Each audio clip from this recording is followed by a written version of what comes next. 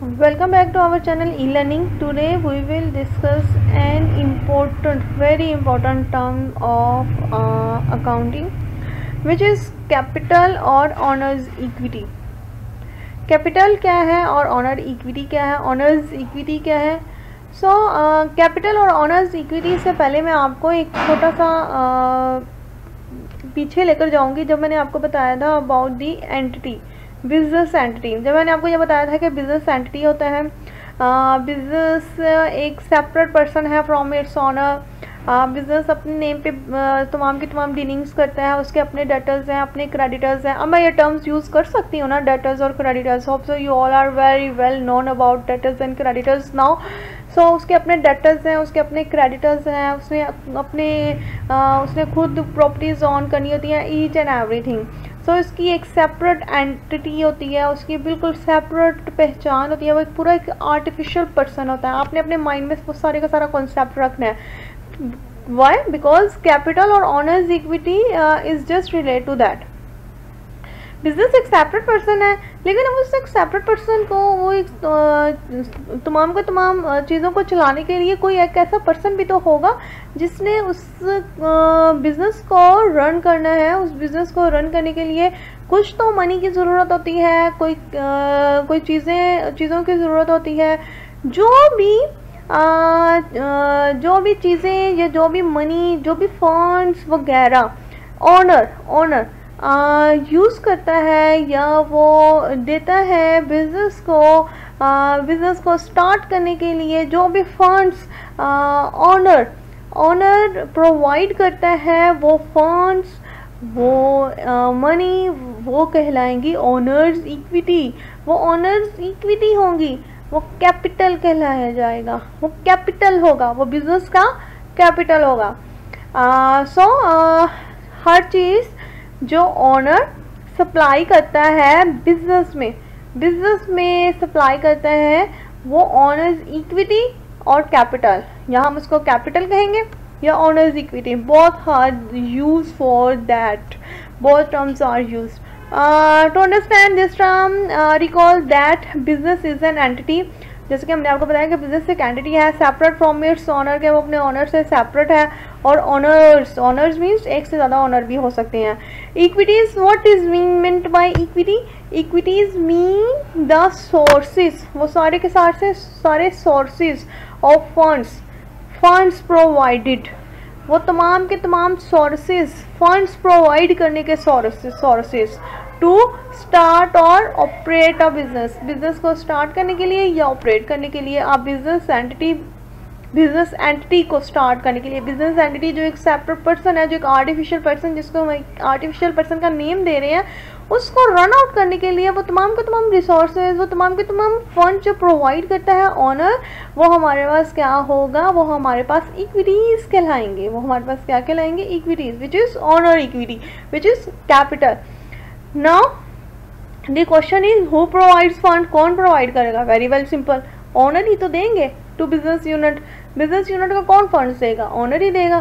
So mainly there are two sources of funds. Mainly दो ही sources हैं जो यहाँ पे डिस्कस हुए हैं. First one is fund supplied by the owner और ऑनर्स. सारे के सारे फंड्स जो सप्लाई करे ऑनर या ऑनर्स, जो भी फंड्स जो वो ऑनर एक भी हो सकता है, एक से ज़्यादा भी हो सकता है. जो कुछ भी वो उसमें फर्नीचर लेकर आए, कोई भी वो चीज़ें लेकर आए. मैं इसके लिए एक स्पेसिफिक टर्म होती है एसेट्स, वो नहीं यूज़ कर रही हूँ क्योंकि अभी इस टाइम पे आप नहीं जानते कि एसेट्स क्या है. तो जो भी चीज़ें ऑनर का बिजनेस में इंट्रोड्यूस करवाएगा, वो सारी के सारे हमारे पास कैपिटल या ऑनर्स इक्विटी कहलाएंगे. फंड्स, वो सारे के सारे फंड्स में वो फंड्स जिस मर्जी फॉर्म में हो, rather it is in monetary forms, rather it is in any other forms like furniture, building, land, etcetera, employees वगैरह, सब कुछ जो कैपिटल, जो चीज़ें इंट्रोड्यूस करवाई जाएगी ऑनर की तरफ से, जो पैसे दिए जाएंगे ऑनर की तरफ से, वो हमारे पास कैपिटल और ऑनर्स इक्विटी कहलाएंगे. Okay fine, now come to the next source which is fund supplies by the external parties. Somehow कभी कभी ऑनर रिक्वेस्ट करता है एक्सटर्नल पार्टीज से कि वो उसके बिजनेस पे इन्वेस्टमेंट कर दे, या वो एक्सटर्नल पार्टी से पैसे ले भी लेता है, लाइक बैंक एक्सेट्रा. यहाँ पे सिर्फ एक बैंक नहीं है, बैंक से ज़्यादा और भी बहुत से शेयर होल्डर्स, स्टॉक होल्डर्स भी हमारे पास मौजूद है, but now we will only discuss only the term bank, because आपको बैंक अच्छे से मालूम है कि बैंक प्रोवाइड कर देते हैं money for to start a business which is on credit दे देते हैं, उधार दे देते हैं उनको बिजनेस स्टार्ट करने के लिए। सो एक्सटर्नल पार्टीज़ भी होती हैं। एक ये मीन्स क्या, यहाँ से आपको एक चीज़ मालूम हुई कि एक इंटरनल पार्टीज़ होती है। इंटरनल पार्टीज़ इज़ ना ऑनर और या ऑनर्स, जो कैपिटल प्रोवाइड करते हैं, जो मनी प्रोवाइड करते हैं, जो फंड्स प्रोवाइड करते हैं बिजनेस को स्टार्ट करने के लिए। और एक एक्सटर्नल पार्टीज़ होती हैं विच इज़ ऑफ बैंक्स, या इसके अलावा भी हैं जो हम बाद में उन पार्टीज़ के बारे में डिस्कस करेंगे। So here is a complete definition of the capital or owner's equity. The amount of cash or goods invested or supplied by the owner or owners in a business. Amount of cash. जब देखा मैंने आपसे कहा कि cash या goods कुछ भी हो सकता है, ये कैश भी ऑनर इन्वेस्ट कर सकते हैं या गुड्स कुछ भी इन्वेस्ट कर सकता है ऑनर, वो जिस मर्जी शेप में वो फंड्स प्रोवाइड कर सकता है। किसमें? बिजनेस में। बिजनेस यूनिट में इज नॉन एज कैपिटल और ऑनर्स इक्विटी। तो हम उसे क्या कहेंगे कि वो क्या है? कैपिटल और owner equity. Now come to the next definition which is capital is the money. Capital वो ऐसी मनी है or money's worth borrowed by a business unit from its owner. ये बिजनेस यूनिट ने बोरो की है, ली है अपने ऑनर से और ऑनर्स ऑनर से। ये क्या हमने कहा है कि बिजनेस यूनिट ने बोरो किया है अपने ऑनर से, ये हम इसीलिए तो कहा क्योंकि हम ये पहले डिस्कस कर चुके हुए हैं कि बिजनेस यूनिट एक सेपरेट पर्सन है, तो it's will deal with its owner also. वो अपने ओनर के साथ भी डीलिंग ही करेगा, वो अपने ओनर से भी पैसे बोरो ही करेगा, बेशक वो फर्स्ट टाइम ही क्यों ना बोरो किया जाए, फर्स्ट टाइम बिजनेस को स्टार्ट करने के लिए ही क्यों ना बोरो किया जाए। So it's borrow from its business from its owner, वो अपने ऑनर से बोरो करेगा या ऑनर्स ऑनर से बोरो करेगा। And here is the next definition, it is the claim. ये कैसा क्लेम है? और राइट ऑफ द ऑनर और ऑनर्स।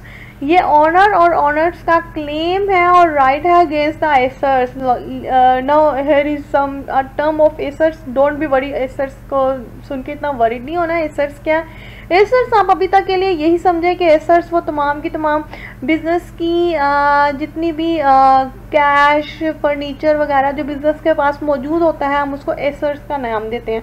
इसकी हम आगे जाके एक प्रॉपर डेफिनेशंस मुकम्मल तौर पर हम इसको डिस्कस करेंगे, डिटेल में डिस्कस करेंगे।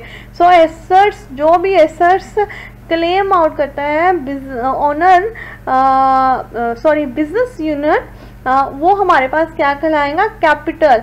अगेंस्ट एसेस, एसेस के अगेंस्ट जो कुछ भी दिया जाता है वो हमारे पास capital. Properties etcetera possessed by business, जो बिजनेस पोजेस करता है ऑफ द बिजनेस की। Now there is a next definition which is it is this source of funds. ये एक सोर्स ऑफ फंड्स है प्रोवाइडेड बाय द ऑनर और honours of the business. ये एक ऐसा सोर्स ऑफ फंड है जो प्रोवाइड किया जाता है ऑनर या ऑनर्स, बिजनेस के ऑनर प्रोवाइड करते हैं।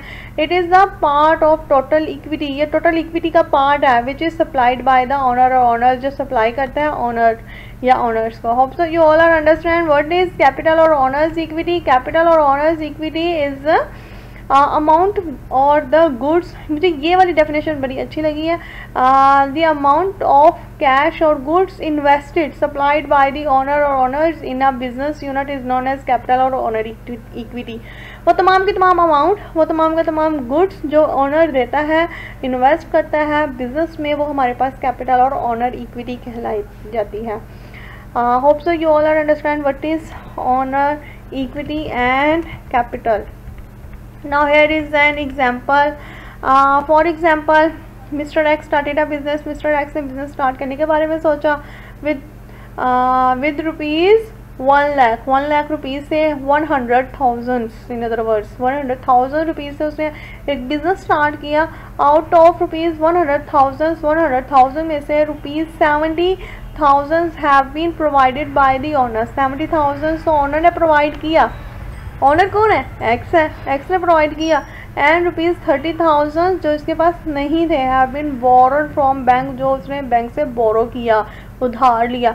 नाउ द इक्विटी तो अब वो इक्विटी क्या बनेगी, इक्विटी मैं आपको इक्विटी के बारे में भी डिस्कस कर देती हूँ। इक्विटी हमने कहा ना कि वो तमाम के तमाम अमाउंट्स जो बिजनेस का ओनर बिजनेस में इन्वेस्ट करता है वो हमारे पास इक्विटी होता है। तो लेकिन अब तो उसने 1 लाख तो उसने खुद प्रोवाइड, उसने उसे मालूम था उसका 100,000 से 1 लाख रुपीज़ से उसका बिजनेस स्टार्ट होना है। सो 70,000 तो उसके पास थे लेकिन 30,000 नहीं थे। उसने सोचा कि वो 30,000 कहाँ से ले ले, बैंक से ले ले। अब उसने जब बैंक से लिया तो उसकी इक्विटी किस तरीके से आएगी, उसकी एक पूरी की पूरी इक्विटी कैसी होगी, वो किस तरीके से शो होगी। द इक्विटी मीन्स जो टोटल फंड्स हैं, इक्विटी मीन्स टोटल फंड्स ना, कौन से फंड्स जो उसने प्रोवाइड किया है बिजनेस में। Total funds of the business के इज रुपीज 100,000 1 लाख। बट लेकिन क्या, बट दी ऑनर्स इक्विटी, लेकिन वो जो ऑनर्स इक्विटी है, वो जो कैपिटल है ऑफ द बिजनेस इज 70,000, वो 70,000 है। ओके वो कितना है, वो 70,000 है। ओनर की इक्विटी क्या है 70,000, but 30,000 is what, 30,000 he or she borrowed from the bank from external parties. Hope so you all are understand. ये थोड़ा सा इतना कॉम्प्लेक्स पॉइंट नहीं है, बस वो तमाम चीज़ें जो ओनर खुद प्रोवाइड करेगा ना, वो हमारे पास वही बस हमारे पास होगा कैपिटल बस, और इसके अलावा कुछ भी नहीं, वही ओनर्स इक्विटी होगी। Now come to the next point. ये हम आपको ये पॉइंट होप सो समझ आ गया और ये इतना कोई मुश्किल बात नहीं है जो ना समझ आए। Now come to the next point. Assets, हमने एक छोटा सा पॉइंट पढ़ा है यहाँ पे एसर्ट्स के बारे में। सो व्हाट इज एसर्ट्स, एसर्ट्स क्या है। ऑनर्स इक्विटी के बाद ही अगली हमारी टर्म एसर्ट्स की है। अच्छा जी, अब हमारे पास क्या होता है कि एसर्ट्स नॉर्मली वो तमाम की तमाम चीज़ों को समझा जाता है जो बिजनेस की पोजेशंस में होती हैं, जो बिजनेस की प्रॉपर्टीज होती हैं। अब ये पोजेशंस और प्रॉपर्टीज ये किस तरह की हो सकती हैं, ये कुछ भी हो सकता है। ये फॉर एग्जांपल हमने कोई बिजनेस स्टार्ट किया तो हमें उसके लिए कैश चाहिए था, कैश की फॉर्म में हो सकता है। हमने कोई भी बिजनेस किसी बिल्डिंग में स्टार्ट करना था, उसके लिए हमने एक बिल्डिंग ली, तो वो बिल्डिंग या कोई सी लैंड पे स्टार्ट किया गया, वो पीस ऑफ लैंड हो सकता है। हमने उस बिज़नेस के को पूरा इस्टेब्लिश किया, हमें उसके लिए फर्नीचर की ज़रूरत थी, तो वो फर्नीचर की शेप में हो सकता है। हमें वहाँ पे कुछ मशीन्स की ज़रूरत थी, हमने वो मशीनरी परचेज़ की, वो मशीनरी की परचेज़ में एसेट्स हो सकते हैं। हमने कुछ पैसे बैंक से लिए या कुछ पैसे हमने बैंक में भी हमने रखवाए हुए थे, वो हमारी बैंक बैलेंस की शेप में हो सकता है। हमारा बिजनेस बहुत अच्छे से चल रहा था तो हमारे बिजनेस का एक अच्छी फेम हो गई, वो उसकी गुडविल की शेप में भी हो सकता है। वो जो अच्छी फेम है जो बिजनेस रखता है वो होती है गुडविल, वो उसकी गुडविल की शेप में भी हो सकता है। सो इट्स मीन्स एसेस everything which a business possess, जो बिजनेस के पास on a current period of time मौजूद है, उस डेट पे मौजूद है जिस डेट पे हम लोग इसकी कैलकुलेशंस कर रहे हैं, उस डेट पे एक बिजनेस के पास जो जो चीज़ें मौजूद होंगी वो सब कुछ इसमें इंक्लूड होगा। वो सब कुछ हमारे पास, वो सब कुछ बिजनेस के पास मौजूद हो, वो सब कुछ बिजनेस को बेनिफिट दे रहा हो, वो सब चीज़ें हमारे पास इसमें इंक्लूड होंगी। और वो तमाम चीज़ें जो बिजनेस के पास अभी इस वक्त पोजेशन में हो या फ्यूचर में उसको मिल जाएंगी, वो तमाम चीज़ें हमारे पास एसेट्स में इंक्लूड होंगी। एसेट्स में वो सब चीज़ें इंक्लूड होंगी। Now come to the proper definition या proper explanation of assets. Assets are the economic resources. Assets are what? Assets are economic resources. Economic resources क्या है? Having certain value, जिसकी एक certain value होती है। ऐसे resources जिसकी एक certain value होगी, जो एक specified values पे होंगे, उसे हम अपने economic resources कहेंगे। Owned by a business, जो business own करता है on a particular date, एक particular date पे, and which are expected to benefit, और या उसे कोई एक्सपेक्ट हो, इसके साथ साथ उसे कोई एक्सपेक्टेशंस हो कि वो बेनिफिट देंगे द फ्यूचर ऑपरेशन में ऑफ द बिजनेस की।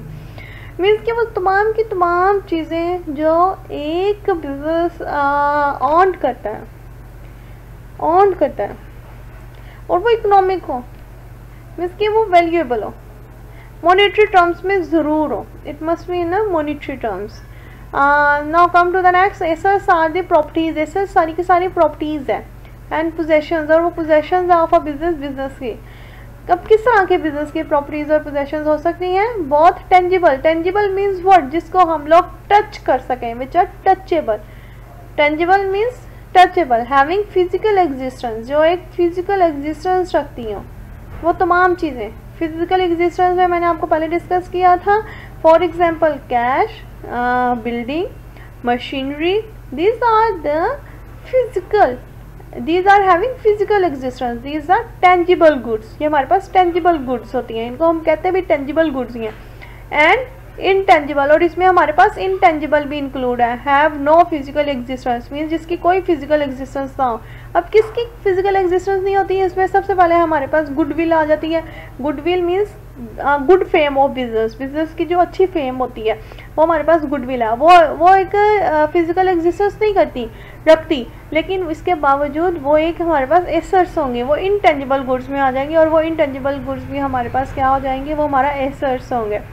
सो assets are the things having certain value. Assets क्या होंगे? सबसे पहले ये चीज़ बहुत आपने अच्छे से समझना है कि एसेट्स की एक सर्टेन वैल्यू होगी। Possessed by a business, business possess करेगा, एंड रिसीवेबल, या कोई भी अमाउंट जो रिसीवेबल होगा बाय अ बिजनेस, बिजनेस से। जैसे कि हमने लास्ट टाइम अपना देखा ना कि अकाउंट्स रिसीवेबल, अकाउंट रिसीवेबल भी हमारे पास एसेट्स ही कंसीडर होंगे। अकाउंट रिसीवेबल, जो भी हमने किसी से पैसे लेने हैं ना इन फ्यूचर, ऐसी चीज़ें जो हमें फ्यूचर में बेनिफिट देंगी, मैंने आपसे कहा वो भी हमारे पास एसेट्स होंगे। तो अकाउंट रिसीवेबल भी हमारे पास क्या होंगे? एसेट्स होंगे। और ना पर्टिकुलर डेट, एक पर्टिकुलर डेट पे, फॉर एग्जांपल कैश, जैसे कि कैश, फर्नीचर ये हमारे पास टेंजिबल आ गई, building tangible, land, machinery, stock of goods, goods को जो हमने स्टॉक किया हुआ है, डेटर्स जिनसे हमने पेमेंट लेनी है, जिनको हमने चीज़ें सेल की थी और उन्होंने हमें पेमेंट नहीं दी, डेटर्स। और account receivables, bank balance and goodwill. देखो यहाँ पे गुडविल आ गया, goodwill is are intangible etcetera. So very simple, मेरे लिए तो ये इतनी वो कॉम्प्लेक्स नहीं है। एसेट्स वो हर चीज़ जो बिजनेस रखता हूँ, एसेट्स वो हर चीज़, इसमें वो सब कुछ इंक्लूड हो जाएगा जो at a specific period of time business के पास मौजूद है। इसमें वो उसकी बिल्डिंग आ जाएगी, कैश आ जाएगा, फर्नीचर आ जाएगा, लैंड आ जाएगी, मशीनरी आ जाएगी, स्टॉक ऑफ गुड्स, जितने भी इसमें गुड्स को स्टॉक्स, गुड्स, अब यहाँ पे गुड्स आया तो इसका मतलब आपको समझ लेना चाहिए goods means what. Goods means ऐसी चीज़ें जिससे सेल करने के लिए ली हैं, जिसके बिजनेस की गुड्स है, जिसका वो बिजनेस कर रहा है, तो उस चीज़ का stock of goods, debtors, account receivables, bank balance जो उसके बैंक में मौजूद है, गुडविल, सब कुछ उसका वो क्या होगा? वो एसेट्स में आ जाएगा। अब वो हमने पीछे जो सब कुछ पढ़ा ना, वो सब कुछ मिला के कहाँ पे आ गया? एसेट्स में आ गया। नाउ आपको अच्छे से समझ आ गया होगा। Now come to our next heading which is liabilities. Liabilities means के रिस्पॉन्सिबिलिटीज, मीन्स के आपकी जिम्मेदारियाँ मीन्स बिजनेस की रिस्पॉन्सिबिलिटीज़, बिजनेस की जितनी भी जो उसने क्लेम्स देने हैं, वो जो इसमें ऑब्लिगेशंस हैं बिजनेस के, वेरी सिंपल, सारे के सारे बिजनेस के ऑब्लिगेशंस, बिजनेस की हर तरह का बिजनेस का वो जो उसने क्लेम आउट चीज़ें करनी है, वो सारी की सारी लाइबिलिटीज़, वो सारी की सारी जिम्मेदारियाँ जो बिजनेस के ऊपर हैं वो हमारे पास लाइबिलिटीज़ हो जाएंगी। वो सारी की सारी responsibilities. Liabilities are the debts, liabilities क्या है? डेट्स, कर्जे। वो जो कर्जे उसने देने हैं बिजनेस ने, किसको देने हैं? अपने क्रेडिटर्स को देने हैं। वो तमाम के तमाम डेट्स वो जो उसने अपने क्रेडिटर्स को देने हैं। और डेट्स मैंने आपको बताया, ये टर्म्स हमने पहले भी पढ़ ली हुई है, कहाँ पे पढ़ी थी? डेटर्स में, अकाउंट रिसीवेबल्स में। तो वो खुद तो बिजनेस डेटर्स होगा ना, तो वो तमाम के तमाम डेट्स जो उसने देने हैं, किसको देने हैं? अपने क्रेडिटर्स को। और ऑब्लिगेशंस, वो तमाम के तमाम obligations of a business, business की जितनी भी ऑब्लिगेशंस होंगी वो हमारे पास क्या होंगी? वो हमारे पास लाइबिलिटीज होंगी। The outsiders means creditors, claims against the assets of the business, वो जो क्लेम आउट करते हैं अगेंस्ट द एसेट्स, बिजनेस के एसेट्स के against are known as liabilities, वो लाइबिलिटीज होंगी। मैंने कहा जितना भी हमने क्रेडिटर्स को हमने पेमेंट करनी है ना। अच्छा, assets against the assets, yes of course against the assets, against the assets. Cash भी तो एसेट्स में ही है ना, हमने पढ़ा है ना कि कैश हमारे पास एसेट्स में है। ये देखें, ये हमारे पास कैश भी तो एसेट्स में ही है ना, तो एसेट्स के अगेंस्ट ही वो क्लेम करेंगे। हो सकता है वो कैश के अगेंस्ट क्लेम कर लें, हो सकता है वो किसी फर्नीचर के अगेंस्ट क्लेम कर लें। सो क्लेम अगेंस्ट द एसेट्स, वो जो एसेट्स के अगेंस्ट क्लेम होगा ऑफ द बिजनेस, बिजनेस का आर नोन एज लाइबिलिटीज, उसे हम क्या कहेंगे कि वो हमारे पास क्या है, लाइबिलिटीज। सब के सब claim, there are two main parties who have claim against the assets of a business. Normally दो मेन पार्टीज हैं जो बिजनेस से क्लेम आउट कर सकते हैं अगेंस्ट द एसेट्स। वो कौन सी हैं? Here is a is owners claim, owner खुद। ओहो, ओनर खुद भी क्लेम करेगा? ओनर खुद कैसे क्लेम करेगा? ओनर ने भी तो सबसे पहले जब उसने अपना कैपिटल इन्वेस्ट किया था तो वो भी तो उसने वो सारी की सारी जितनी भी कैपिटल उसने अपना इन्वेस्ट किया, ओनर इक्विटी लगाई है, तो वो उसने एसेट्स के अगेंस्ट क्लेम नहीं कर सकता कि वो ले नहीं सकता कि वो किसी भी उसने एसेट्स के शेप में उसने बिजनेस को फर्नीचर दिया, बिल्डिंग दी, लैंड दी, मशीनरी दी, वो बिजनेस का एसेट्स बनाया, सब कुछ बनाया, तो ओनर्स खुद भी क्लेम करेगा। ओनर्स के भी क्लेम हैं, ओनर्स का claim in the form of capital, owner का claim in the form of owner equity, owners claim and outsiders claim. Outsiders claim, outsiders वो जो क्रेडिटर्स हैं, आउटसाइडर्स क्लेम वो जो क्रेडिटर्स हैं जिनसे बिजनेस ने डेट पे चीज़ें परचेज की हैं। The owners claim against the assets of a business is known as owner's equity, जिसको हमने owner equity का नाम दिया, and outsider claim against the assets of the business are known liabilities, और जिनको हम liabilities का नेम दे रहे हैं। ओनर के क्लेम को और आउटसाइडर्स क्लेम को हम लोग मर्ज नहीं करेंगे। क्यों? क्योंकि ओनर के क्लेम को हम लोग सिंपली एक ही नेम देंगे, ओनर्स इक्विटी, वो हमारे पास सेपरेट रहता है। और जो आउटसाइडर्स क्लेम है, जितने भी हमने पैसे बाहर की पर्सनालिटीज़ को, आउटसाइडर्स को देने हैं, उनको हम सिर्फ लाइबिलिटीज़ का नेम देंगे बस। ओनर्स क्लेम को हम लोग लाइबिलिटी नेम नहीं देंगे। ओनर लाइबिलिटी है, लेकिन हम लोग लाइबिलिटीज़ को यहाँ पे टर्मिनोलॉजी हम लोग सिर्फ और सिर्फ आउटसाइडर्स क्लेम्स के लिए ही यूज़ करेंगे। Now here is another definition of liabilities. Liabilities means the total amount, ये एक टोटल अमाउंट है विच अ बिजनेस इज लीगली, जो बिजनेस लीगली बाउंड टू पे, कि वो बाउंड होता है कि वो पे करेगा टू द आउटसाइडर्स को। मीन्स कि हमने सिर्फ और सिर्फ आउटसाइडर्स का ही डिस्कस करना है, आउटसाइडर्स को ही लेकर चलना है। फॉर एग्जाम्पल क्रेडिटर्स, वो सारे के सारे क्रेडिटर्स हैं। बिल पेबल्स, जिनको जो हमने बिल्स पेमेंट करनी है। अकाउंट्स पेबल्स, जो हमारे अकाउंट्स पेबल है, जिनको हमने पेमेंट करनी है। बैंक लोन, या किसी से हमने बैंक लोन लिया, वो हमारे पास क्या हो जाएगा, वो हमारे पास लाइबिलिटीज़ हो जाएगी। वो आपको याद है, वो मिस्टर एक्स ने बिजनेस स्टार्ट करने के लिए बैंक से लोन लिया था फॉर 30,000, वो भी इसमें इंक्लूड हो जाएगा। क्यों? क्योंकि हमने तभी कहा था कि वो ओनर्स इक्विटी सिर्फ 70,000 की है। ये देखिए, मैं आपको दोबारा से दिखाती हूँ, ये वाला, ये जो ये 70,000 है ना, ये ओनर इक्विटी में चला जाएगा, ठीक है। और ये 30,000, ये 30,000 इसने लिया था बैंक से, have been borrowed from bank, ये किस में चला गया, ये बैंक लोन में चला गया, ठीक है। Now you all are understand कि ओनर इक्विटी में क्यों 70,000 आया था। ये बहुत छोटी छोटी टर्मिनोलॉजीज़ हैं, ये बहुत छोटी छोटी सी पॉइंट्स हैं जो आपको अपने माइंड में रखना है कि 70,000 जो उन्होंने खुद दिया था ना, वो ही बस ओनर इक्विटी में गया, 100,000 नहीं गया, 1 लाख नहीं गया। क्यों? क्योंकि उसने 70,000 अपनी तरफ से दिया था ना, 30,000 उसने बोरो किया था बैंक से, और वो बैंक के लोन में चला गया, और वो हमारे पास आउटसाइडर्स में चला गया, वो हमारी लाइबिलिटीज़ बन गई, वो फिर अब लाइबिलिटीज़ में आ गया। वो बैंक लोन हमारे पास कहाँ पे आ गया, लाइबिलिटीज़ में आ गया। Now come to our next term which is accounting period. What is accounting period?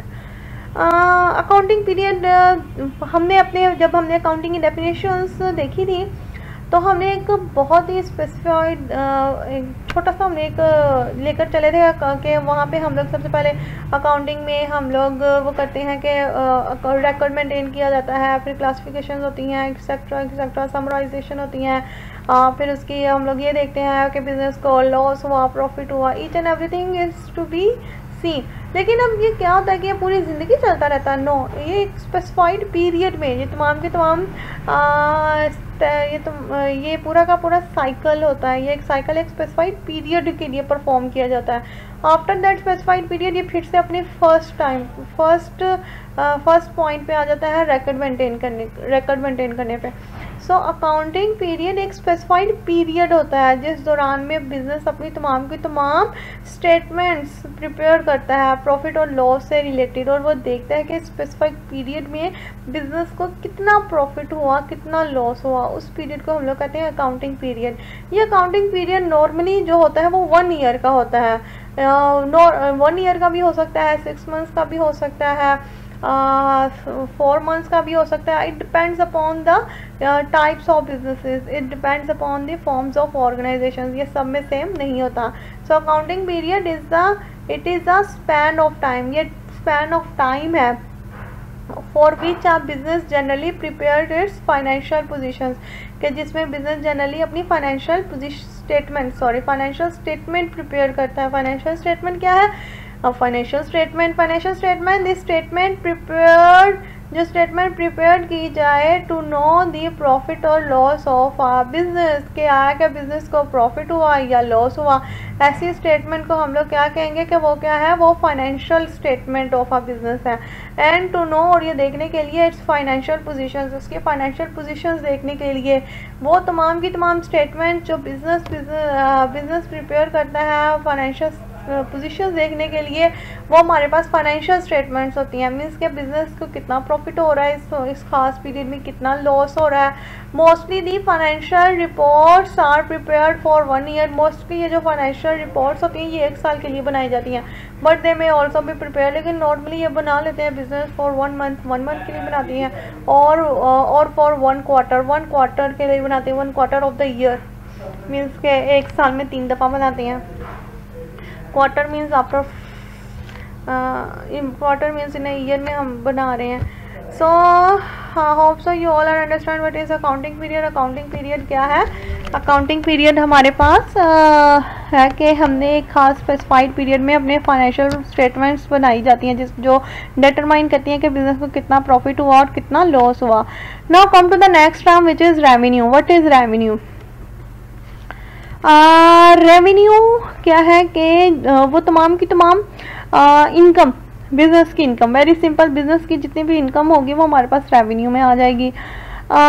जितनी भी बिजनेस को पैसा आ रहा होगा वो हमारे पास रेवेन्यू में आ जाएगा। वो जितना भी inflow of cash, inflow of assets भी हम इसे कह सकते हैं, एसेट्स का इनफ्लो भी हमारे पास क्या आ जाएगा, वो हमारे पास रेवेन्यू में आ जाएगा।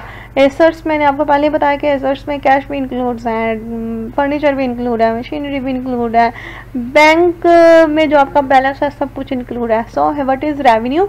All business organisations are engage in providing goods और सर्विसेज। ऑल बिजनेस ऑर्गेनाइजेशन, जितनी भी ऑर्गेनाइजेशन है वो किस में एंगेज होती हैं कि वो प्रोवाइड करें गुड्स या सर्विसेज, या तो वो अपनी गुड्स सेल आउट कर रही होती हैं या वो अपने सर्विसेज सेल आउट कर रही होती हैं। इसके अलावा उन्होंने तीसरा काम नहीं करना होता और उनके अगेंस्ट उन्होंने प्रॉफिट अर्न करना होता है टू देयर कस्टमर्स, अपने कस्टमर्स को। The amount which a business charge, वो अमाउंट जो बिजनेस चार्ज करता है कस्टमर अपने कस्टमर से फॉर दीज गुड्स और सर्विसेज, इस गुड्स और सर्विसेज के अगेंस्ट मैयर the revenue of the business, वो बिजनेस का रेवेन्यू होगा। It is the price of goods sold, ये प्राइस ऑफ गुड्स सोल्ड होगी, और services provided by a business to its customer, या सर्विसेज है जो प्रोवाइड की जाती हैं बाय बिजनेस से टू इट्स कस्टमर, अपने कस्टमर्स को। वो सारी की सारी सर्विसेज जो प्रोवाइड की जाती हैं बिजनेस अपने कस्टमर को प्रोवाइड करता है और उनके अगेंस्ट वो प्राइस चार्ज करता है। Revenue is the inflow of assets, assets का इनफ्लो होना, मतलब कि वो इनफ्लो ऑफ एसेट्स दोनों फॉर्म में हो सकते हैं ना, कैश आ गया या डेटर्स आ गया। डेटर्स मीन जिनसे हमने अपने अकाउंट रिसीवेबल है, जिनसे हमने अपनी मनी लेनी है इन रिटर्न फॉर सर्विसेज, और सर्विसेज के अगेंस्ट परफॉर्म्ड और गुड्स डिलीवर्ड, या गुड्स डिलीवर्ड जो उन्होंने की है मीन सेल की है ड्यूरिंग एन अकाउंटिंग पीरियड, एक अकाउंटिंग पीरियड के दौरान। अब तो आपको ये सारी टर्म्स इसी लग रही होंगे बिकॉज हमने डेटर्स भी देख लिया, डेटर्स क्या है, गुड्स भी देख लिया, गुड्स क्या है, और अकाउंटिंग पीरियड भी देख लिया। It is inflow of cash, ये कैश का इनफ्लो है, एंड डेटर्स और डेटर्स का रिसीवेबल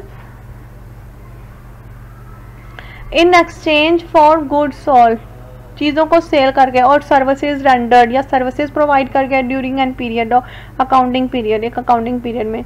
मीन्स के इन अ वेरी सिंपल के हमारे पास रेवेन्यू क्या है, वो तमाम की तमाम चीज़ों को जब हम सेल करेंगे, गुड्स को सेल करेंगे, हमारे पास इनफ्लो ऑफ कैश आएगा या इनफ्लो ऑफ डेटर्स आएगा, तो ये दोनों हमारे पास रेवेन्यू है, ये दोनों हमारे पास रेवेन्यू है। मीन्स के ये कैश मीन्स कि हमें ऑन द स्पॉट पेमेंट मिल गई है ना, तो डेटर्स में हमें बस यही होता है ना कि हमें एक खास पीरियड में 15 डेज के बाद, 1 मंथ के बाद, 6 मंथ्स के बाद हमें पेमेंट मिल जानी है।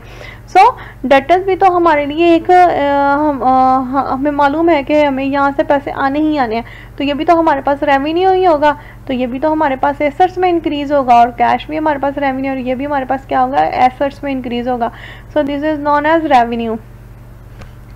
Now come to the next. For example we sold goods to our customer. अगर हम गुड्स सोल्व करें किसी कस्टमर को फॉर रुपीज़ 1000 की, and he paid cash to us 1000, उसने हमें कैश पे कर दिया। The revenue will be equal to inflow of cash rupees 1000। सो रेवेन्यू हमारे पास क्या, 1000 का 1000 ही हम लिखेंगे, हम नहीं कहेंगे इसमें इतना एक्सपेंस हुआ, ये हुआ, वो हुआ, नहीं, हमारे पास 1000 रुपये का 1000 रुपया ही रेवेन्यू है। या आप फिर से सुन लें, 1000 का 1000 ही रेवेन्यू है, 1000 का 1000 ही रेवेन्यू हम राइट डाउन करेंगे, 1000 का 1000 ही रेवेन्यू राइट डाउन करेंगे।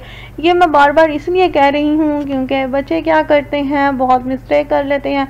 वो कहते हैं कि 1000 है, इसमें कॉस्ट ऑफ गुड्स सोल्ड भी होगी या परचेजिंग की इसमें प्राइस होगी, वो भी लेस करके वो फिर जो आएगा वो रेवेन्यू होगा। नो, रेवेन्यू जो इसमें है वो सारे का सारा ही होगा, जो हमें आ गया ना, अब हमारे पास बिजनेस के हैंड में आ गया, जो बिजनेस के हैंड ओवर हो गया, वो सारा 1000 का 1000 ही रेवेन्यू है। But if the customer has paid only 500, लेकिन कस्टमर ने हमें 500 रुपीज़ पे किया है, and the remaining amount he agree to pay at some future date, और वो कह रहा है कि 500 रुपया मैं फिर कभी पे कर दूंगा, फ्यूचर में पे कर दूंगा। Again in that case the revenue will be equal to 1000, फिर भी 1000 ही रेवेन्यू होगा। बार बार यही कहा जा रहा है, 1000 ही रेवेन्यू कंसीडर हम करेंगे। इनफ्लो ऑफ कैश हमारे पास कितना, 500, और 500 रिसीवेबल में कर लेंगे, हम लोग 1000 ही लिखेंगे, सिर्फ यहाँ पे अब स्पेसिफाई कर दिया। यहाँ पे 1000 हमारे पास बस कैश में था, यहाँ पे कैश प्लस रिसीवेबल या debtors. Types of revenues, revenue different types में हमारे पास रिसीव हो सकता है। मीन्स के एक बिजनेस डिफरेंट टाइप्स में एक अपने आप बिजनेस का रेवेन्यू कर सकता है। एक तो फर्स्ट पे है, फर्स्ट पे on the top of the list is the sales, के वो सेल्स करके the total price of goods sold. देख लें टोटल प्राइस, बार बार टोटल प्राइस, कोई नहीं हम लोग कर रहे हैं, प्रॉफिट नहीं कहा, यहाँ पे कुछ भी नहीं कहा, यहाँ पे बस कहा सेल्स किया, और वो टोटल प्राइस जितनी भी हमें आई है वो सारी की सारी हमारे पास सेल्स भी इंक्लूड होंगी। इंटरेस्ट अर्न, इंटरेस्ट मीन्स कि जब हम कोई भी इंटरेस्ट अर्न करें, मीन्स कि हमने किसी को कोई भी पेमेंट दी हुई थी, मीन्स बैंक वगैरह में या किसी और शेप में, तो हमें वहाँ पे हमने बैंक में कोई खास पेमेंट रखवाई हुई थी, पैसे थे हमारे पास, बैंक बैलेंस था, वो उस पर हमें कोई इंटरेस्ट आया है, तो हम उससे कहेंगे कि वो हमारा इंटरेस्ट अर्न है, इंटरेस्ट अर्न है। फीस अर्न, ये भी एक खास टाइप ऑफ डॉक्यूमेंट्स होते हैं जिसपे हम लोग फीस अर्न करते हैं। रेंट अर्न में भी बिजनेस का कोई बिल्डिंग हो जो उसने आगे रेंट पे दी हो, रेंट अर्न हुआ। कमीशन अर्न, किसी चीज़ पे कमीशन आई हो, मीन्स कि ये सारी की सारी हमारे पास टाइप्स ऑफ रेवेन्यू है। सेल्स हो सकती है, इंटरेस्ट अर्न कर सकते हैं, कोई भी फीस अर्न हो सकती है, रेंट अर्न कर सकते हैं, और कमीशन अर्न हो सकती है। फीस अर्न बहुत सी शेप्स में होती हैं, फीस अर्न की एक शेप नहीं है, फीस मुख्तलिफ शेप्स में भी अर्न होती है। So here is our next term which is this is our last term which is expensive. Expenses are the cost of goods, जितनी की जितनी हमें कॉस्ट आई, and services used up in the process of or services used up in the process of obtaining revenue. Revenue को obtain करने के लिए हमने जितना भी एक्सपेंस किया, वेरी सिंपली वो हमारा एक्सपेंस होगा। रेवेन्यू हासिल करने के लिए हमने जो भी कोई भी चीज़ें परचेज़ की, गुड्स परचेज़ की, वहाँ पे पेमेंट की, हमने कोई भी सर्विसेज देनी थी, वो एम्प्लॉयज़ हमने हायर किए, उनको हमने पेमेंट दी, वो तमाम का तमाम हमारे पास जितना भी एक्सपेंस आएगा वो रेवेन्यू को अर्न करने के लिए वो हमारे पास एक्सपेंसेस होगा। हमने एक बिल्डिंग ली, वो हमने रेंट पे ली, वो उसका रेंट पे करना है, वो भी हमारे पास, वो सारे का सारा हमारे पास क्या होगा, एक्सपेंसेस होंगे। Expenses are the cost of producing revenue. Revenue को प्रोड्यूस करने के लिए हमें जितनी भी कॉस्ट आएगी वो हमारे पास एक्सपेंसेस होगा, वो हर चीज़ इंक्लूड होगी, छोटी से छोटा। अगर हमने कोई भी स्टेशनरी भी परचेज की है वो रेवेन्यू को अर्न करने के लिए वो भी एक्सपेंसेस में ही कंसीडर अप होंगी in a particular accounting period, एक खास अकाउंटिंग पीरियड में। अकाउंटिंग पीरियड भी आपको मालूम हो गया है। And expenses is the sacrifice or cost incur to generate revenue. Revenue को जनरेट करने के लिए जितना भी हमारे पास एक्सपेंस आया, रेवेन्यू को जनरेट करने के लिए जितना भी हमारे पास एक्सपेंस आया वो एक्सपेंस होगा। For example salaries for employees, हमने एम्प्लॉयज़ हायर किए हुए थे, उनकी सैलरीज, टेलीफोन के charges, rent of the building, insurance payment and transportation जो भी है etcetera. All of these cost are necessary to attract and serve the customers. ये सारी की सारी कॉस्ट हमें नेसेसरी थी कि वो हमें अट्रैक्ट करें कस्टमर्स को and thereby to obtain the revenue obtain करें। Expenses are sometimes also refers to as cost of doing business। expenses को हम somehow कभी कभी cost of doing business भी कहते हैं। बिजनेस करने के लिए जितनी भी कॉस्ट आए उसे हम expenses कहते हैं। और expired cost भी कहते हैं। expired cost मीन्स ऐसी कॉस्ट जो अब हमें जो हो चुकी है, जो पहले हो चुकी थी और वो अब हम उसको पे कर रहे हैं। एक्सपायर्ड मीन्स व्हाट, एक्सपायर्ड जो पहले हो चुकी है और अब हम उसको पे कर रहे हैं, इट्स नोन एज एक्सपायर्ड। ये एक्सपेंसेस पहले हो चुके होते हैं ना, एम्प्लॉयज़ हमारे पास पहले हायर होते हैं, वो पूरा महीना काम करते हैं, फिर हम उसकी पेमेंट देते हैं। टेलीफोन के चार्जेस भी एक्सपायर्ड हो चुके होते हैं, फिर हम उसका पेमेंट करते हैं। रेंट भी पहले आ चुका होता है, फिर हम पूरा महीना बिल्डिंग को यूज़ करके फिर हम उसको रेंट देते हैं। इंश्योरेंस भी इसी तरीके से है, मीन्स वो एक्सपायर्ड कॉस्ट होती हैं। तो हर वो कॉस्ट जो रेवेन्यू को ऑब्टेन करने के लिए हम लोग लगाएंगे तो वो हमारे पास क्या कहलाएंगी, expenses. Thank you so much, hope so you all are understand our today's lecture. अल्लाह हाफिज़।